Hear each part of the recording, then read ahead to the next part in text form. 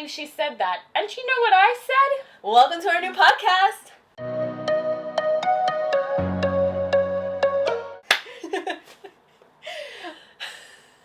So, besides Milana, like, slowly understanding, so we have a new podcast. This used to be a different channel with a different girl, but now we have a new channel. Welcome to High Tea, even though I have coffee. I actually do have tea. Wait, it was facing the wrong way. Oh no. This cake is made of Earl Grey tea, so I mean there is tea. So, this is Milana. Hi, this is Siobhan. Milana has been here for 2 years.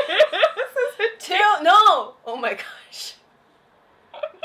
Continue, please. Save this train wreck. Okay. Hi, I'm Milana. I've lived in Korea for 3 years now. I'm an English teacher. I originally came here as a student where I met Siobhan. I am Siobhan. Very evidently, I have now been in Korea for 2 years, but a year of that was when we met on exchange. Yeah, I've worked on the radio. I'm a radio major, so the radio side will be coming from me. The kind of marketing side will be coming from me. I am a marketing major, but I teach English. So why did you originally come to Korea? I mean, there are many reasons, but the biggest reason, and I think it's a reason a lot of people, especially these days, are coming, is K-pop and, like, K-dramas. For Korea's pop culture. Yes, definitely. So was there any particular group that inspired you to come? Any particular drama? What was your leading point? So I guess I kind of have to go back all the way to, 2005, 2006, where I first got into K-pop. It was that early? Yeah. Wow. A friend had shown me Epic High at the time, and I think they had just, like, debuted. Yeah. It was way back then. And then I slowly got into it with Super Junior, and then kind of fell off after not very long. And then back in 2011, what was that, 3 years before I came back to Korea? 2010, 2011. I had been in anime club, and my friend had shown me another Super Junior video that had come out, and I had not looked at Super Junior for a long time at this point. It had been at least like 3-4 years. And I was like, oh, hey, yeah, I remember those guys. And then I kind of just dove deep into K-pop. And then, so as like my love for it had built more and more, and I had entered college, I was like, wow, I have the chance to go study abroad, to experience this culture that's been introduced to me through K-pop and like K-dramas. And at the time, I was a really, really big fan of a certain group. I'm not going to use names because I like BTS and I don't want to start any fan wars. I think you pretty much explained who your favorite group... Whoops. Wait, there we go. I think you pretty much just explained who your favorite group was without actually saying it. Yeah. But, so I came really... Because of them at the time, I really wanted to have more chances to see the group, experience the group, and then just also, like, dive deeper into the K-pop world. But then I came, and I was like, hey, you know, Korea's a lot more than just K-pop, K-dramas. The food culture here was opened up to me. The food culture being, like, the different types of food, or how it's, like, a social thing here. Also non-social, weirdly enough, which we will probably talk about later. Kind of all of it. Okay. Yeah, there's not really one aspect of the food culture. I mean, I've never been really a super picky eater, but I think, like, my taste buds had been opened up to more flavors. Yeah. Which was really great. And then, like, I got really into, like, the historical aspect of Korea while being here. You didn't take, because I took a Korean history class. No, I did not, but... I mean, you can definitely learn about history other ways, like going to, like, palaces, going to these... Museums. Yeah. There's so many ways. So, like, I came to Korea because of K-pop, my love for K-pop, but You stayed for other reasons. I stayed for other reasons, and I came back for other reasons. I actually came for the same reason. I was a K-pop fan. I only got introduced to it in, like, 2000 and... I want to say 11. I definitely became a big fan in 2011. What got me into K-pop was the end song of Our No Exorcist, Blue Exorcist, because that was sung by 2 p.m. Yeah, 2 p.m. So I was a big anime fan since like 2005. And I never, besides Tokyo Mew Mew's opening, I never really cared for any of the songs, the opening or endings. And then I watched Our No Exorcist and I was like, this is amazing. And I Googled who it was and it said 2 p.m. I was like, okay. And I think I read that it was Korean. And back then I was like, Japan, Korea, okay. Also because of Australia's involvement in the Korean War in 2009, we learned about the Korean War, so I'd heard of Korea before. And I was like, well, if I like this, maybe I love other K-pop songs. I just went there, so I listened to all of 2 p.m. songs that I could find easily enough, and I went through Wikipedia and I went through every artist that was listed. Back then there was like 100. Yeah. Like less than that. So I just listened to all of them and chose ones that I liked. I think anime was a really big kind of segue into K-pop for a lot of people, because I know Boa did the Inuyasha theme song. Yes. 2 p.m. I don't know. I'm sure there's a big list. Yeah. I may insert it somewhere here. So I came because of K-pop. I obviously got into K-dramas for a bit. Wouldn't say that defined my life though, K-dramas. Like I watched K-dramas, but they weren't a defining moment for me. They were just something I watched. I wasn't obsessed or anything. But I stayed in Korea for the year while Milano was for the semester. Right, which I highly regret, and I wish I did longer, but money. Broke college student. Yeah, the difference being in Australia, which we can talk about on another episode. Yeah. In Australia, mine pretty much was completely funded for me. Everyone gets scholarship money that you don't have to pay back. It's just, in my first semester, I got 5,000, and in my second one, I think I got 3,000. Oh my gosh. And that was just given to me. Wow. I had to pay my university fees. Oh yeah, no, I had to, so the way that exchange works is you pay for your university fees back home. So with Australia, I am part of the HEX, which is the Higher Education... What would the C stand for? I don't know. So basically, they pay for your university and you pay them back, but there's no interest on it. So who knows if I'll ever pay them back. Okay. Here I am swimming in debt. Yeah. On debt. Yeah. Anyways, that's going to be an interesting topic for another episode. Yeah, so on that note, I was thinking we could talk about what are some legitimate reasons people could come to Korea, because it's the internet, the expat group especially, is very divided as to what constitutes an okay reason to go to a country. You know, I don't think there has to be an acceptable reason to go. If you want to go, just go. Yeah, if K-pop is your thing, yeah, come. Honestly, no matter what country you go to, people are going to say, oh, you're going to be so disappointed because you're going to this country for this reason. So, like, for me, people are like, oh, you came to Korea because of K-pop? Like, and there's just going to be just a lot of judgment with whatever reason you come. Yeah, and I wonder if it's...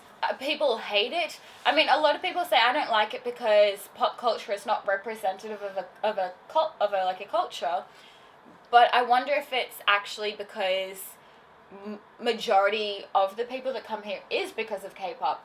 I have a friend, she's half Australian, half Swedish. Her family are in Australia, but she lives in Sweden with her extended family. She came to Korea because she's heavily into the dancing world, like the swing dancing. swing dancing. Apparently swing dancing is very big here. Oh, wow. But her major back in Sweden is, like, architecture. So she is currently taking a course back home, learning about, like,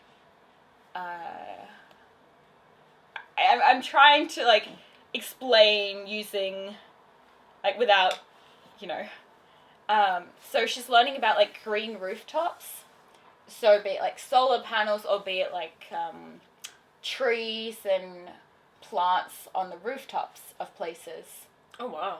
So she's very interested in Korea's architecture. She goes and travels to these different buildings every week. Oh, wow. But is that an okay reason to come to Korea? Yeah. Like, people will say no. People will say yes. Yeah. I mean, lots of people are, like, find it interesting because it's different.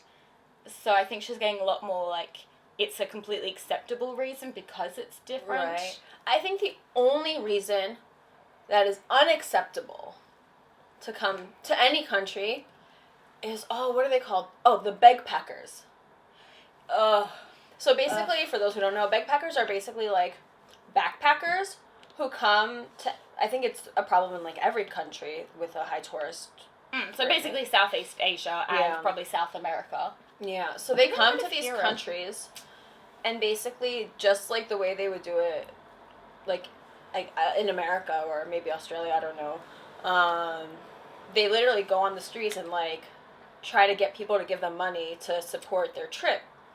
But usually, from my understanding, and I could be completely wrong, these people already come from families that have quite a bit of money, and they don't really need this, like, support, and they just come and try and, like, what's the word, abuse the system kind of here, and try and get people to give them money. Yeah, which is a step up from that would be travel vloggers. I mean, they're not begging for the money, but they are traveling for free, essentially. But they are also working for their money. Right. Whereas these people are just kind of, like, on the street. Yeah. Like, sometimes they'll, like, I don't know, like, play music or something. I don't know, but a lot of people who are in these countries working or, like, going to school, like, here for reasons, get kind of annoyed with them because they put a bad light on all of us. Yeah. I don't think I've seen them in Korea or Australia yet. Oh, you haven't seen them here? No. Oh, I see them all the time. Ooh. A lot of the time, like... But I stay inside. Right, so, like, a lot of time they come out, from my experience, they come out at night when people are, like, going out for the night, like, Hongdae. Having a bit to drink, feeling a little bit happy, like, here's some money. Yeah. Okay. Yeah, I haven't been to Hongdae since February, and that was to go get some, like, work clothes. I mean, in the time of Corona, you're not really missing much there. There's no busking right now. No. I'd like to go do a little bit of clothes shopping there, but... Yeah, I mean, in Korea things are open now. Yeah, I feel like we should have explained that. So in Korea, we have less than 100 cases a day. I think today, let me check. I want to get this number right. Yeah. Today, on November 3rd, it is currently 2 o'clock in the afternoon.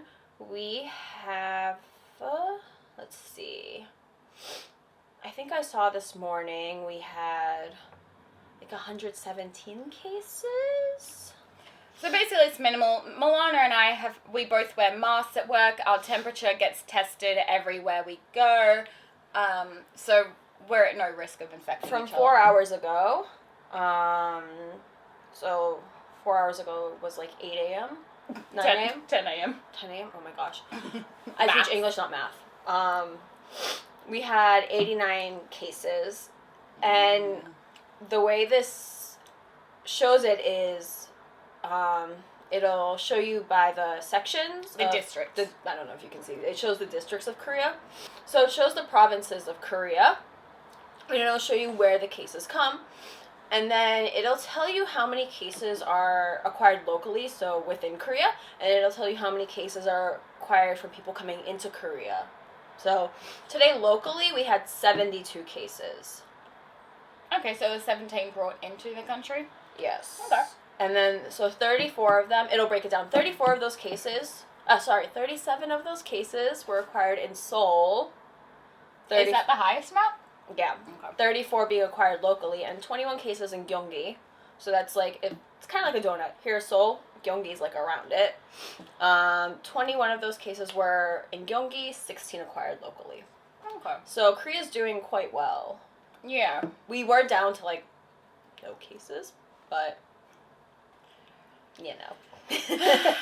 What was I don't even remember what was the case that brought on this. It wasn't the clubbing, was it? No. Okay. It was protests.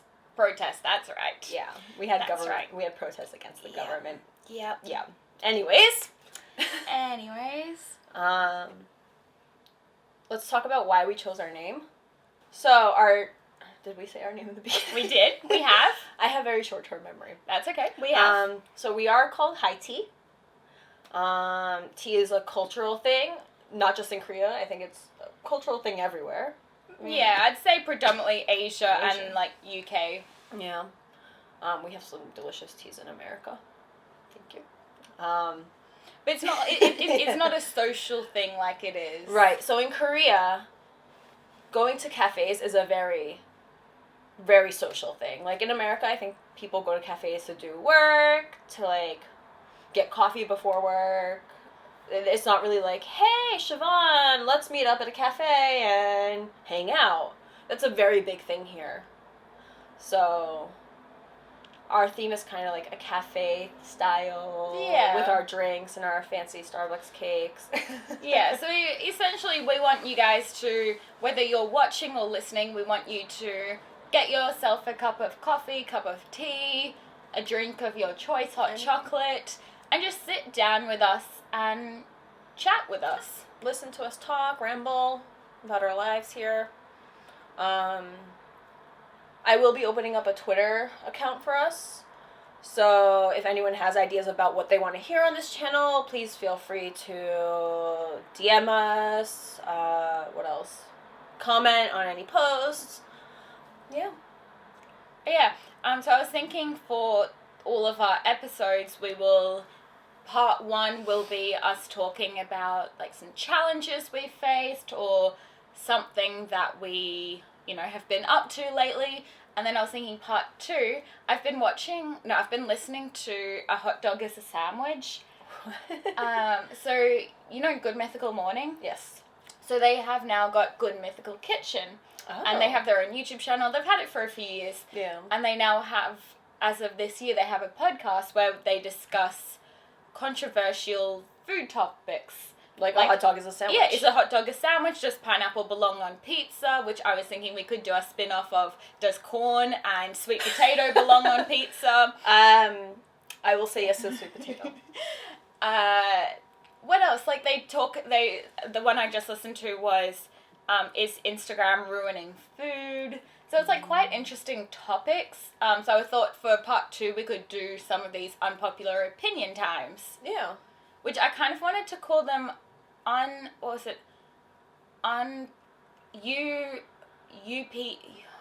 I had like a funny acronym for them. I was going to do Unpopular Opinion UP. I had a I wish I remembered. I had this I was going to call it UPD, like up D. What? But what was the D standing for? Decision? Maybe? Oh, I wish I regret not remembering it. If you guys think you know what I was trying to remember. I don't even know what you're trying to remember. It was definitely, I remembered UPD, and I remembered Unpopular Opinion, because I was like, well, we'll leave out the O. Unpopular Opinion D.